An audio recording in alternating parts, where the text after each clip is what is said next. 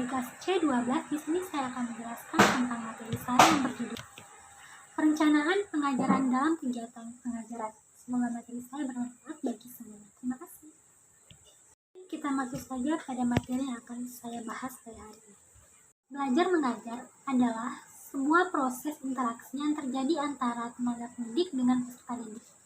Belajar adalah suatu proses kompleks yang terjadi seumur hidup, sejak bayi hingga menjadi dewasa. Salah satu pertanda bahwa seseorang telah belajar adalah bisa dilihat dari adanya perubahan tingkah laku dalam dirinya. Perubahan tingkah laku tersebut menyangkut baik kognitif, psikomotorik, dan afektif.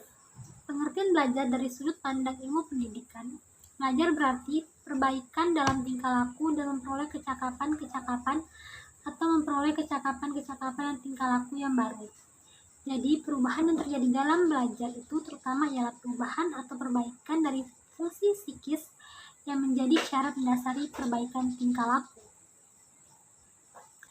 Yang kedua itu adalah pembelajaran. Dapat diartikan sebagai proses kerjasama antara tenaga pendidik dan peserta didik dan memanfaatkan segala potensi yang bersumber dari dalam diri itu sendiri seperti minat, bakat, dan kemampuan dasar yang dimiliki, termasuk gaya belajar maupun potensi yang ada di luar peserta didik seperti lingkungan, sarana, dan sumber belajar sebagai upaya untuk mencapai tujuan belajar tertentu.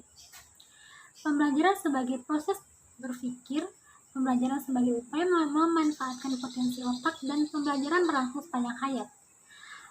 Hamalik sebagaimana dikutip oleh Leo Agung dan Sri Wahyuni, pembelajaran adalah sebuah sistem.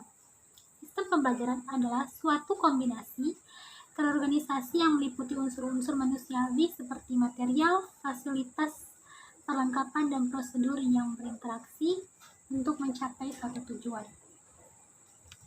Yang ketiga adalah perencanaan pembelajaran. Dalam urgensi perencanaan pengajaran dalam kegiatan pembelajaran, yang pertama adalah pengertian perencanaan. Terdapat berbagai pengertian perencanaan. Menurut Hamzah B. Uno, mengemukakan perencanaan ialah menyeleksi dan menghubungkan pengetahuan, fakta, imajinasi, dan asumsi untuk masa yang akan datang dengan tujuan memvisualisasi dan memformulasi hasil yang diinginkan, urutan kegiatan diperlukan, dan perilaku dalam batas-batas yang dapat diterima yang akan digunakan dalam penyelesaian. Perencanaan mencakup rangkaian kegiatan untuk menentukan tujuan umum dan tujuan khusus suatu organisasi atau lembaga penyelenggaraan pendidikan berdasarkan dukungan informasi yang lengkap. Setelah tujuan ditetapkan, perencanaan berkaitan dengan penyusunan pola, rangkaian, dan proses kegiatan yang akan dilakukan untuk mencapai tujuan tersebut. Yang kedua adalah pengertian pengajaran. Pengajaran erat kaitannya dengan istilah pendidikan dan latihan. Istilah pendidikan dan latihan mempunyai titik penekanan masing-masing. Pendidikan menitik beratkan pada pembentukan kepribadian. Pendidikan dilaksanakan di dalam lingkungan sekolah, sedangkan penggunaan latihan umumnya dilaksanakan dalam lingkungan industri. Kedua istilah tersebut adalah berbeda. Namun demikian, pendidikan kepribadian saja jelas kurang lengkap. Para peserta didik perlu juga memiliki keterampilan. Dengan keterampilan, peserta didik dapat bekerja, berproduksi, dan menghasilkan hal-hal untuk mengetahui kebutuhan orang banyak. Menurut Abdul Latif menyebutkan, pengajaran adalah pemikiran tentang penerapan prinsip-prinsip umum mengajar tersebut di dalam pelaksanaan tugas mengajar dalam suatu situasi interaksi pengajaran tertentu yang khusus, baik yang berlangsung dalam kelas maupun di luar kelas. Bahwa perencanaan adalah suatu persiapan yang mesti dipersiapkan oleh setiap pendidik sebelum mengadakan interaksi belajar mengajar dengan peserta didik dalam kelas maupun di luar kelas. Yang ketiga adalah fungsi perencanaan pengajaran. Pada hakikatnya, perencanaan pengajaran secara umum punya dua fungsi pokok. Yang pertama, dengan adanya perencanaan pengajaran, maka pelaksanaan mengajar akan menjadi lebih efektif. Baik. Maksudnya adalah karena perencanaan atau persiapan pengajaran tersebut, maka seorang tenaga pendidik akan dapat memberikan pengetahuan yang baik. Yang kedua adalah, dengan membuat perencanaan yang baik, maka seorang tenaga pendidik akan tumbuh dan berkembang menjadi tenaga pendidik profesional. Maksudnya adalah karena dalam pembuatan perencanaan yang baik, maka seorang tenaga pendidik baik adalah pertumbuhan dan perkembangan dari hasil pengalaman atau belajar, walaupun faktor bakat sangat menentukan. Yang keempat adalah tujuan perencanaan pengajaran.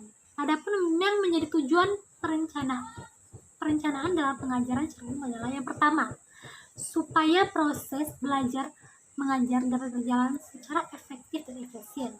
Yang kedua, supaya tenaga pendidik atau calon tenaga pendidik dapat menjadi tenaga pendidik yang profesional, khususnya dalam mendidik dan mengajarkan yang baik-baik kepada peserta didik. Yang ketiga adalah agar di dalam proses belajar mengajar diperoleh hasil yang baik. Oleh karena itu harus menggunakan cara yang baik pula. Senada dengan hal tersebut, Omar Malik juga mengungkapkan bahwa tujuan pengajaran adalah menitik beratkan pada tingkah laku peserta didik atau perbuatan sebagai keluaran atau output dalam diri peserta didik tersebut.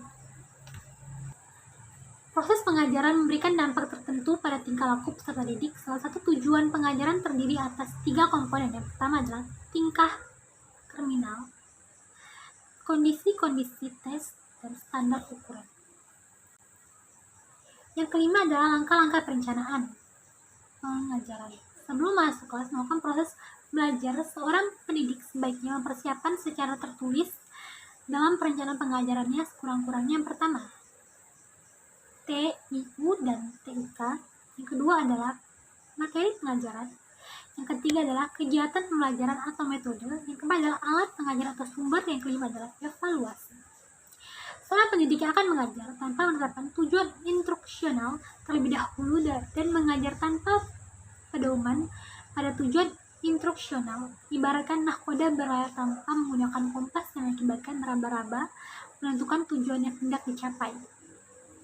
Akibatnya akan besar sekali dampaknya terhadap output atau keluaran tidak memenuhi standar kualitas yang dipersyaratkan. Tujuan instruksional yaitu tujuan yang menggambarkan pengetahuan, kemampuan, keterampilan, dan sikap yang harus dimiliki oleh peserta didik sebagai akibat dari hasil pengajaran yang dinyatakan dalam bentuk tingkah laku yang diamati dan diukur. Ada 2 macam tujuan instruksional, yaitu adalah tujuan instruksional umum dan tujuan instruksional khusus.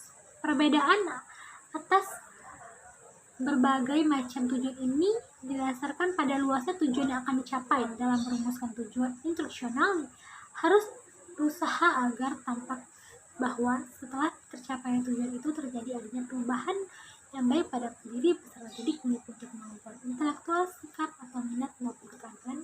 Sekian penjelasan dari materi saya. Terima kasih.